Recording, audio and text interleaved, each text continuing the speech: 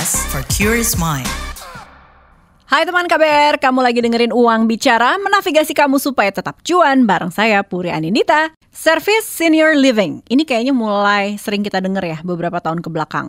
Konsep hunian khusus lansia udah banyak dilirik sebagai opsi tempat tinggal orang tua. Ini sebagai bisnis ya, bisnis sosial ya, makin menjamur juga seiring pergeseran populasi senior di Indonesia yang makin bertambah. Nah, pas nih, di Hari Lansia Nasional ini kita mau ngulik bareng nih soal apa tuh bisnis senior living, servis apa sih yang dikasih? Daripada penasaran dan salah kaprah, langsung aja kita ngobrol sama ahlinya.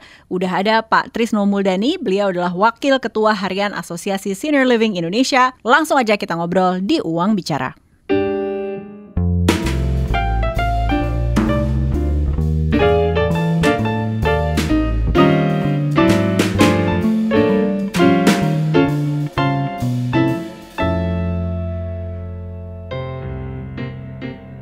Mau mulai dari yang basic dulu nih Pak. Jadi sekarang kalau kita suka browsing gitu ya, sudah mengemuka kata senior living.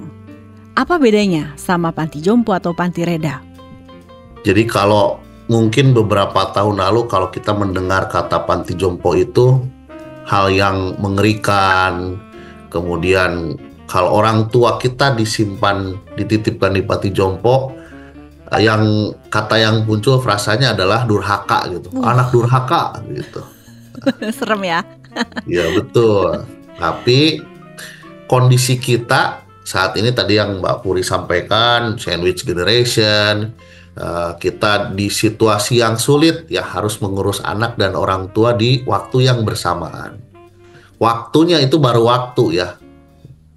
Kemudian bagaimana dengan kemampuan? Punya kemampuan nggak mengurus anak dan orang tua di waktu yang bersamaan? Nggak mudah loh ngurus orang tua dan anak di waktu yang bersamaan.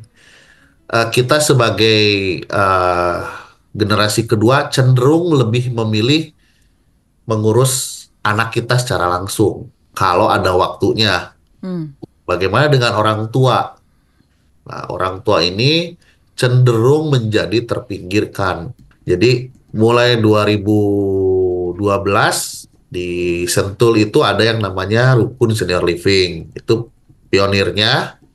Ya, kemudian 2014 ada di wilayah Bekasi dan di Bali kalau nggak salah. Sekarang lumayan menjamur. Kemudian kami ini, apa bedanya sih dengan panti jompo? Mohon maaf, jelas beda. Panti jompo ini identik dengan milik pemerintah. Mohon maaf, fasilitasnya pun seadanya, seikhlasnya lah kalau boleh dibilang. Ada juga punya swasta tapi yayasan. Di kita memang secara pengelolaan belum banyak yang profesional pada waktu itu ya. Nah, kemudian senior living ini hadir menawarkan suatu solusi bagi tadi terutama generasi sandwich yang tidak bisa mengurus orang tuanya secara langsung. Kemudian bagi si lansianya itu sendiri gitu. Lansia juga sebetulnya dia juga bingung si senior ini. Dia mau tinggal di rumah sendiri, kalau ada apa-apa bagaimana gitu.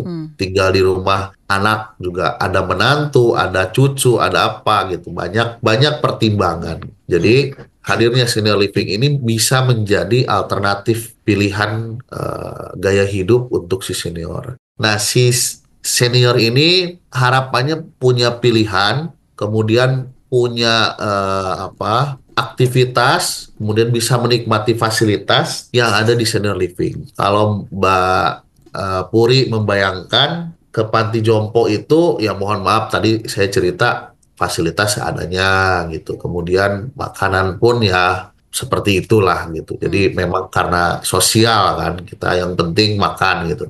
Nah, senior living ini hadir dengan sesuatu yang berbeda. Secara fasilitas, standar kami adalah standar hotel berbintang. Ya, bayangkan orang tua menikmati masa tuanya di fasilitas setara hotel berbintang. Kemudian menu makannya pun tidak sembarangan. Jadi sebelum masuk itu ada yang namanya assessment. Jadi dikaji dulu si orang tua ini dari berbagai aspek, dari fisik, psikis, sosial, spiritual. Dikaji dulu semuanya. Punya pantangan makan nggak? Punya trauma nggak, punya apa semacam fobia nggak gitu. Nah, itu yang di capture nanti dalam bentuk layanan. Kemudian dia punya teman sebaya ya. Dia punya teman sebaya yang ngobrolnya nyambung. Dia kalau di rumah nih orang tua ngobrol sama cucu generasinya udah jauh. Ngobrol sama anak juga waktunya mungkin nggak ada, nggak cukup gitu. Mau cerita masa lalu udah nggak nyambung gitu. Tapi di senior living dia bisa menikmati itu gitu. Dia Ya. bisa bernostalgia, kemudian bisa apa namanya mungkin cerita-cerita konyol zaman dulu yang mungkin anak-anak sekarang nggak ngerti gitu. Ya. Kemudian profesional timnya juga mulai dari caregiver tadi saya bilang pendamping sehari-harinya yang menemani activity daily living dari mulai dia bangun tidur sampai si seniornya tidur lagi. Hmm. Kemudian kalau sampai perlu tindakan yang mengarah ke medis, kita ada dokter juga, ada psikolog juga. Jadi ada kontrol setiap diperlukan gitu. Memang nanti ada jadwal-jadwalnya. Ini Begitu kurang lebih, Mbak seru Puri. sekali ya. Jadi belajar banyak bahwa ada banyak perbedaan dengan apa yang ada di kepala ketika mendengar kata panti jompo dengan sekarang menggunakan frase senior living gitu ya. Kalau di bawah Asosiasi Senior Living Indonesia sendiri sekarang sudah ada berapa entitas nih yang menawarkan fasilitas serupa? Senior living sebetulnya suatu aktualnya ya. Tadi harus ada fasilitasnya, kemudian ada layanannya dan lain-lain seperti hotel tadi. Tapi si senior livingnya ini kita ambil sebagai asosiasi pengusaha yang bergerak di bidang layanan untuk senior gitu. Iya, iya, iya. Jadi Itu payung layanannya yang besarnya kita ya. ambil. Betul, Hmm, jadi garis besarnya. Jadi ada yang tadi saya bilang, ada yang memang punya tempatnya, punya fasilitasnya, kemudian ada yang menyediakan tenaga caregiver, baik untuk ke home care atau di apa namanya di suatu fasilitas. Ada juga yang dia senior club yang datang pagi pulang sore. ya. Kemudian mulai berkembang ke produk-produk sekarang tuh. Sekarang sudah banyak produk-produk yang khusus memang dedicated untuk senior. Hmm. Jadi bersyukur sekarang mungkin secara entitas mungkin lebih dari 27 ya. Saya mesti make sure lagi. Oke. Karena banyak yang daftar baru gitu banyak. Kemarin tuh terakhir rapat tuh 27 kayaknya. Wow, sudah 27 plus entitas gitu ya. Betul. Nah, jadi kalau refleksi lagi, gimana sekarang kesadaran masyarakat Indonesia soal pentingnya memperhatikan kesejahteraan senior-senior kita? Ya, kalau dari flashback 2014 kita bikin asosiasi, alhamdulillah sih semakin bergeser ya ke sini ya. Mungkin entah bergeser karena campaign dari pemerintah, kemudian kita juga melakukan campaign asli juga sering bikin expo. Hmm. Kita bikin senior expo juga setiap tahun. Kemudian di Asia juga ada Aging Asia ya. Jadi memang sekarang awareness-nya lumayan meningkat. Pebisnis pun sudah banyak yang melirik ke bidang ini gitu, sudah banyak. Sangat bergeser kalau dulu ya orang datang ke sana banyak yang sinis, banyak Hmm. banyak yang oh ini durhaka nih, oh ini mahal nih apa kayak gitulah banyak. Kalau sekarang sudah mulai mulai banyak terbuka. Malah yang menarik adalah ada mahasiswa waktu itu penelitiannya adalah tentang bidang ini. Hmm. Apakah memungkinkan nanti saya ketika tua, saya harus nabung berapa nih dari sekarang gitu. Ih, bener Nanti banget. begitu tua, saya jadi nggak tergantung sama anak. Gitu. Jadi sudah ada penelitiannya hal seperti itu. Kalau kalau kayak negara maju seperti di Jepang kan, Mbak Puri, di Jepang itu kalau uang kita bekerja sekarang, itu lebih dari 20% dialokasikan untuk pensiun. Hmm. Jadi kalau di kita kan baru berapa ya BPJS pensiun tuh 45% lah kalau nggak salah. Kalau di Jepang itu sampai 20-25%. Yang mana itu mengcover nanti dia begitu tua, usia pensiun, masih cukup untuk menikmati layanan seperti senior living. Hmm. Itu. Ini pas banget ya karena memang kita lagi di uang bicara kan ujung-ujungnya uang gitu ya. Kalau kita boleh berharap diberikan usia panjang, terus memang sudah ada ketertarikan tinggal di senior living, berapa budget yang perlu disiapkan untuk menikmati fasilitas itu? Dan apakah sama ya mungkin kayak anak sekolah gitu, jangan-jangan daftarnya sudah harus jauh hari Bukan ketika kita memasuki masa pensiun langsung daftar, langsung dapat gitu ya. Boleh ajak kami lebih paham soal ini. Jadi kalau untuk range biaya, jadi di senior living ini tergantung ya. Jadi tergantung dari si kondisi senior itu pada akan masuk. Makanya pentingnya assessment tadi. Jadi di kita senior living itu turunannya ada yang memang pure senior living, artinya masih enjoy, masih bisa menikmati hidup ya. Jadi masih sehat, masih mandiri. Ada yang sudah senior care atau demensia care. Jadi ini udah ya harus penanganan khusus gitu. Jadi sebagai perbandingan si pendamping seniornya juga, kalau yang si masih independen, dia cukup misalkan satu caregiver itu mengawasi 5 senior ya, karena masih aktif kan, masih sendiri. Kalau yang low care atau bahkan total care, itu caregivernya itu mungkin bisa satu caregiver untuk mendampingi 1 atau 2 senior. Atau bahkan kalau yang udah total bed rest di kasur, mungkin caregivernya itu 1 senior harus diurus oleh 2 caregiver. Jadi tergantung lah. Kalau dari range sih boleh saya katakan kalau sekarang mulai dari 10 sampai 30 jutaan ya. Tergantung tadi ya layanannya dan fasilitasnya. Itu Tentunya per bulan. per bulan. Per bulan. Tapi itu kan kalau mau dikomparasi adalah dengan misalnya kita tinggal sendiri di rumah. Itu kan udah termasuk sewa tempatnya, kemudian makan 3 kali, kemudian layanan-layanan tadi kesehatan, fasilitas, aktivitas dia sudah include semua. Kalau tinggal di rumah kan orang tua udah sepuh misalkan, tinggal di rumah bingung nyuci gimana, kemudian kalau genteng bocor gimana, ini udah nggak usah mikirin hal-hal seperti Iya. itu gitu. Jadi tinggal menikmati hidup aja, jadwalnya udah tersedia. Iya, iya. Tapi ada juga nggak sih sistem misalnya kalau masuk balik lagi kalau contohnya lah masuk sekolah kan biasanya ada uang gedung. Ada hal-hal lain di luar biaya per bulan nih untuk memastikan oh ya kita bisa mengakses fasilitas tersebut dan mendaftar sekian lama sebelum kita masuk misalnya. Ada nggak sih proses seperti itu? Sudah banyak sebetulnya insurance, bahkan dari pemerintah juga nampaknya kemarin waktu itu sudah ada yang survei mengenai berapa sih harus sejauh mana dari umur berapa gitu mesti nabungnya gitu. Saat ini sayangnya belum ada bukan produk ya, layanan perhitungan yang mempersiapkan itu. Jadi dari umur berapa harus mulai nabung.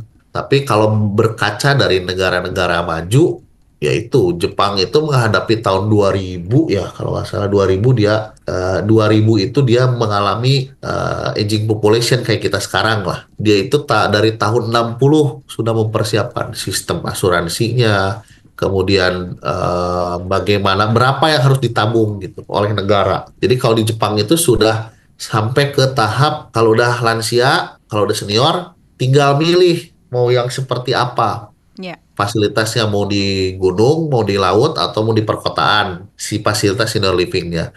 Berapa range-nya? Misalkan dia uang pensiunnya punya berapa?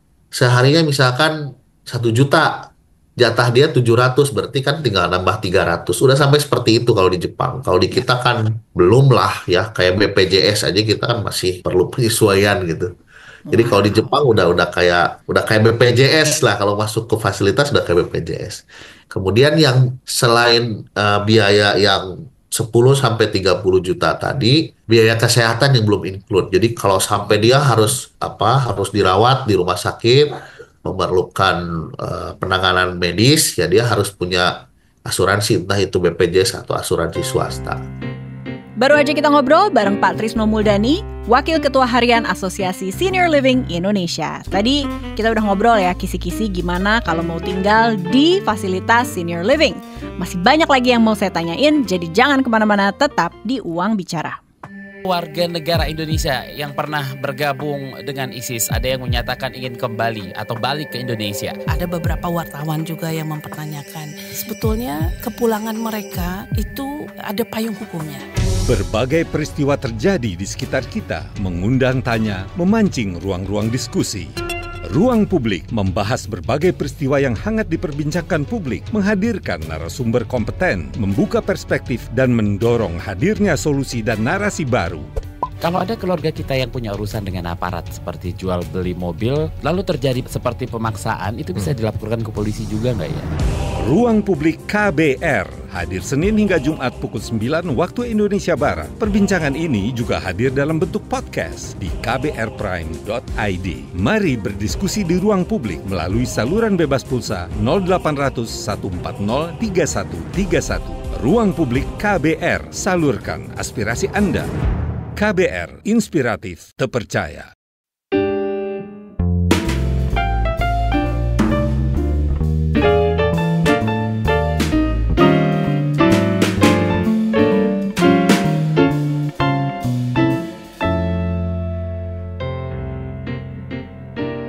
Kau masih dengerin Uang Bicara, menavigasi kamu supaya tetap cuan, bareng saya Puri Anindita. Masih bareng kita Pak Trisno Muldani, Wakil Ketua Harian Asosiasi Senior Living Indonesia, dan kita masih ngomongin bisnis senior living di negara kita. Lanjut yuk! Dengan tadi ada sekitar 27 plus entitas ya di bawah asosiasi ini dengan tipe layanan yang berbeda-beda. Saya bicara okupansi dulu deh, atau orang yang terdaftar, senior-senior yang terdaftar di entitas ini. Ini sudah mencapai angka berapa ya? Oke, mungkin dibagi dulu ya tadi antara yang pure senior living, artinya yang masih pada mandiri si seniornya, sama yang sudah berkebutuhan, yang senior care. Tentunya di Indonesia ya saat ini kita mesti jujur, yang lebih masuk akal secara logika masyarakat Indonesia adalah yang senior care. Artinya apa? Dia udah nggak ada pilihan lain ya. Misalkan orang tuanya sudah, mohon maaf, pasca stroke, atau udah mulai demensia, udah mulai pikun, ngurus di rumah udah nggak bisa gitu, baru dititipkan di fasilitas seperti senior living. Kalau fasilitas seperti senior care ini, atau di Kementerian Kesehatan sekarang bilangnya nursing home, nah ini laku Mbak Puri, karena mungkin nggak ada pilihan gitu. Nggak ada pilihan daripada di rumah, atau di rumah sakit lebih mahal kan. Di rumah sakit misalkan seharinya aja bisa berapa kan, belum layanan-layanan lainnya. Kalau yang senior care atau dementia care itu sekarang tingkat okupansinya hampir 80-90%. Wow, oke. Artinya kita kekurangan sebetulnya. Saya dengar juga yang di Sentul itu sedang membangun gedung kedua gitu. Jadi dia punya fasilitas sampai 40 bed, selalu penuh, apalagi menjelang hari raya. Hari raya biasanya ramai. Banyak yang menitipkan orang tuanya di fasilitas seperti senior care atau dementia care. Kalau yang untuk senior livingnya, nah ini variatif sih. Mungkin di 4-5 tahun pertama kita bleeding ya, susah cari orang, karena kan mindset ya, langsung pindah ke suatu tempat itu mikirnya panjang gitu. Nggak kayak jualan kacang goreng lah. Kacang goreng gampang kan, atau ayo pindah langsung gitu, nggak bisa. Jadi perlu banyak approach. Misalkan anaknya mau nih, orang tuanya nggak mau, atau orang tuanya mau, anaknya nggak ngizinin gitu. Kalau yang masih sehat ya. Kalau yang senior living ini ya masih ya, di beberapa tempat ada yang masih di bawah 50%, di tempat lain ada yang sudah di atas 50%, tapi belum sampai seperti senior care ya. Kalau senior care itu beberapa sudah hampir penuh ya. Kalau lihat pertumbuhannya gitu ya, apakah selalu masih di kota besar di Pulau Jawa, atau sebenarnya ada demand juga nih di luar Jawa? Sebetulnya lansia itu kan ada di mana-mana ya, senior itu ya. Makanya sekarang juga kita agak terfokus di Jabodetabek, Bandung, di Pulau Jawa lah, dan Bali ya. Bali juga ada anggota kita, karena di situ kan yang kondisinya terdesak tadi, yang sandwich generation itu banyak kan di Pulau Jawa sebetulnya ya. Kalau di daerah itu cenderung masih banyak saudara kan. Ini sama saudara sama siapa gitu. Nah, kalau di Pulau Jawa, terutama megapolitan, nah ini yang dia nggak ada pilihan sebetulnya. Jadi saat ini sih pertumbuhannya yang bagus masih di Pulau Jawa, tapi tidak menutup kemungkinan. Terakhir saya dengar di Batam juga mau bikin, karena dia mengincar selain orang ini oleh orang-orang Singapura kan. Kalau di Singapura, kalau konversi layanan di sana dengan di kita kan rupiahnya lebih murah lah. Kemudian di Kalimantan, Sulawesi juga, tapi memang tidak semasif di Jawa lah. Karena di Jawa kan mindsetnya juga sudah mulai terbuka gitu. Kalau di daerah mungkin ya pemikiran wah durhaka gitu masih ada kayak gitu. Tapi kalau di Jawa ini udah mulai realistis ya orang tuh, realistis. Jadi mau nggak mau gitu. Nah ini juga teman KBR yang biasa mendengarkan kan kritis-kritis nih ya, Pak. Jadi di situ ada peluang tanda kutip dari POV bisnisnya, tapi juga menjawab solusi sebenarnya. Nah kalau kita lihat dari sisi operasional tuh sebenarnya paling besar tuh untuk apa alokasinya gitu ya. Dan biasanya itu dihabiskan hingga berapa? Di bisnis senior living ini paling banyak adalah anggaran operasional tersedot di SDM ya. Mungkin bisa 50% lebih. Tentunya setiap bisnis juga atau sarana ini akan ada variasinya ya. Tergantung juga pada tingkat layanan. Apalagi tadi saya cerita yang sudah berkebutuhan. Jadi satu caregiver itu nggak bisa menangani 5 senior. Bahkan kalau di rumah itu biasanya 2:1 ya. Misalkan 2 caregiver untuk 1 senior. Karena kan harus gantian juga, harus tidur, harus istirahat kan. Nggak bisa dia 24 jam terus di situ gitu. Karena dia juga manusia gitu. Jadi paling banyak sih di manpower ya. Tapi kami di asosiasi sekarang ini dengan hadirnya standar kompetensi kerja nasional Indonesia bidang caregiver, pemerintah alhamdulillah sudah menerbitkan tahun 2021 bagaimana seorang caregiver profesional itu apa saja unit kompetensi yang harus dia miliki. Jadi kita lebih banyak investasi di situ. Di training dulu anaknya, kemudian dimasukkan ke on job training juga. Caregiver kan muda-muda, 18 sampai berapa tahun. Lansianya berapa? 3 kali lipat umurnya.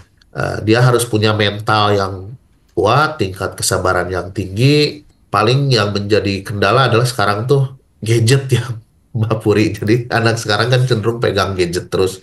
Nah ini yang agak susah kita mendidiknya ya. Bagaimana ketergantungan gadget ini supaya pas lagi melayani ya itunya dikurangi. Kode etiknya sih yang perlu diperkuat.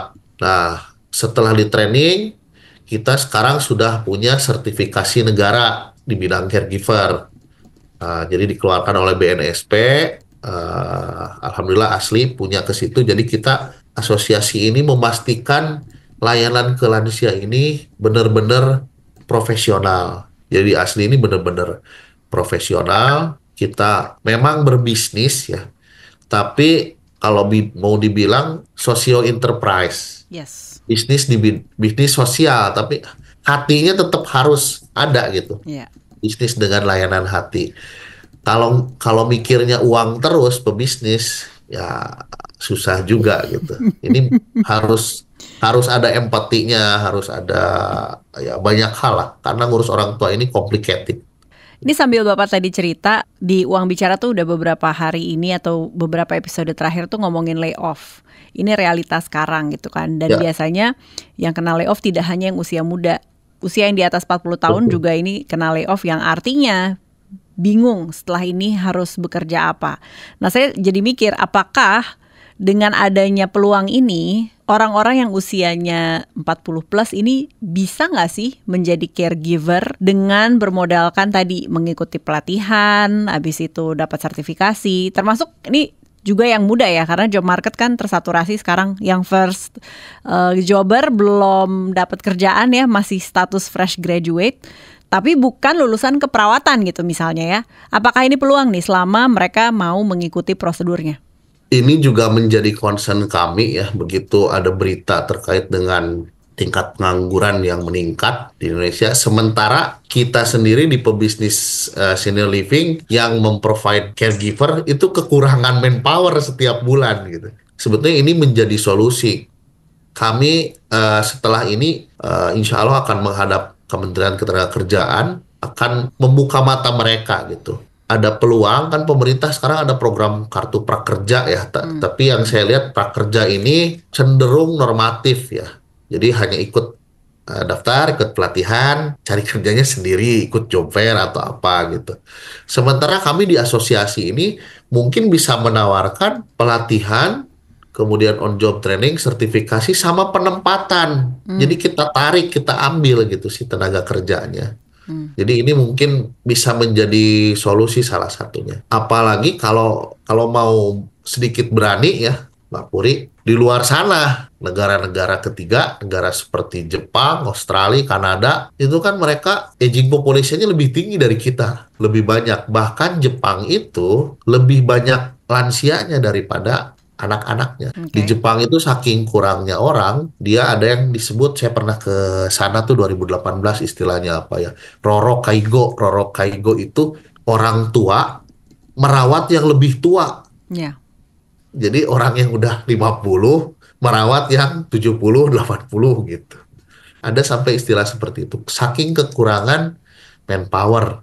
Saya tadi tertarik dengan yang soal BNSP dan bisa keluarkan sertifikasi, kemudian ada on the job training. Katakanlah memang ada fresh graduate nih gitu ya. Kemudian menunjukkan ketertarikan tanpa ada latar belakang medis atau kesehatan sama sekali. Biasanya butuh waktu berapa lama sampai bisa mendapatkan sertifikat dan benar-benar siap terjun gitu? Baik, kalau dia benar-benar dari basic, dari nol tuh kurang lebih pelatihan dan praktek di in-class training itu 1 bulan, kemudian nanti ada on-job training mungkin kurang lebih 2 bulan lah, sampai dia benar-benar mahir. Kecuali ya anaknya nangkepnya cepat lah, mungkin paling cepat bisa 1,5 bulan, Mbak Puri. Jadi ini sebetulnya ini cepat banget karena kita banyak case di lapangan, jadi dia terjun aja di lapangan langsung, biar belajarnya langsung. Kalau banyakkan teori juga kan percuma, karena ini kerjaan lapangan, bukan kerjaan mikir gitu. Iya. Nah ini karena kita jadi ngomongin keprofesian gitu ya, Pak ya.